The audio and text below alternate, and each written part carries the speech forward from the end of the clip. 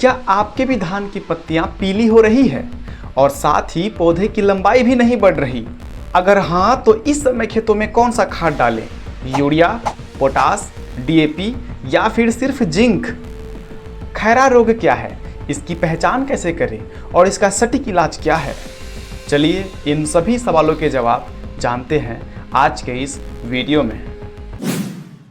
नमस्कार दोस्तों, खैरा रोग कोई कीट या बैक्टीरिया से होने वाला रोग नहीं है, बल्कि मिट्टी में जिंक की कमी यानी जस्ते की कमी से होने वाला एक खतरनाक रोग है।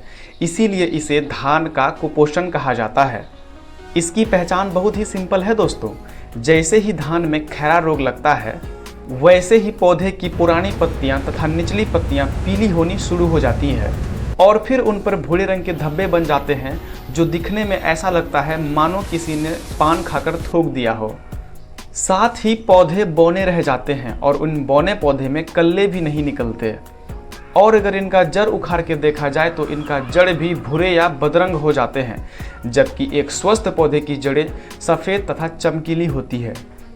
तो इन गंभीर बीमारी को जल्दी ठीक करने के लिए आपको अपने खेतों में जिंक डालना होगा। बाजार में दो तरह के जिंक मिलते हैं। पहला 21% वाला जिंक, दूसरा 33% वाला जिंक। 21% वाला जिंक में 10% सल्फर पाया जाता है और यह दानेदार तथा पाउडर दोनों रूपों में आता है। और 33% वाला जिंक, इसमें 15% सल्फर पाया जाता है और ये भी दानेदार तथा पाउडर दोनों रूपों में आता है। तो अभी आप अपने धान के खेतों में 21% वाला 1 kg जिंक सल्फेट और 2 kg यूरिया को 200 लीटर पानी में घोलकर प्रति एकड़ के हिसाब से स्प्रे कर दें। इससे कुछ ही दिनों में आपकी फसल बिल्कुल हरी भरी हो जाएगी। अगर आपको इन जिंक और यूरिया के घोल बनाने के झंझट से बचना है, तो आप सीधे चिलेटेड जिंक EDTA 12% का उपयोग कर सकते हैं। ये 100 ग्राम के पैकेट में आता है, जिसे 200 लीटर पानी में घोलकर प्रति एकड़ के हिसाब से स्प्रे किया जाता है। आप बाजार से चिलेटेड जिंक लाकर अपने खेतों में अच्छी तरह से स्प्रे कर दें।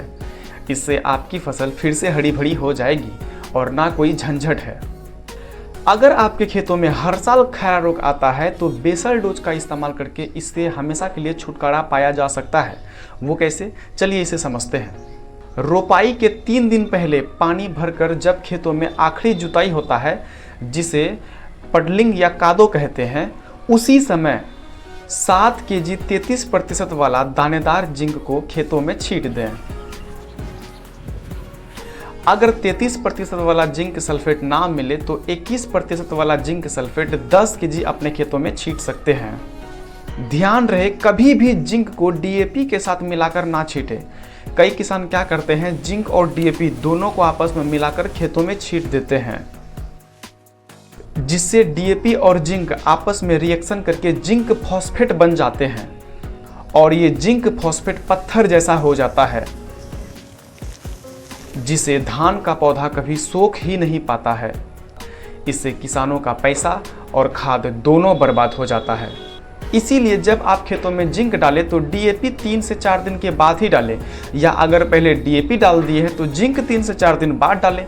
बस कैसे भी करके कुछ दिनों का गैप रहना है बीच में। अगर आपके मन में कोई सवाल है तो आप कमेंट बॉक्स में पूछ सकते हैं। इसी सप्ताह एक और दमदार वीडियो लेकर आ रहा हूं धान के झुलसा रोग पर, तो उसे देखने के लिए चैनल को अभी सब्सक्राइब करें। अगर आपको जानना हो कि धान में कितने प्रकार के कीट लगते हैं और उनका सही इलाज क्या है, इस पर मैं एक फुल वीडियो बना चुका हूं। आप यहां नीचे क्लिक करके वीडियो देख सकते हैं। तो मिलते हैं नेक्स्ट वीडियो में, तब तक के लिए जय जवान जय किसान।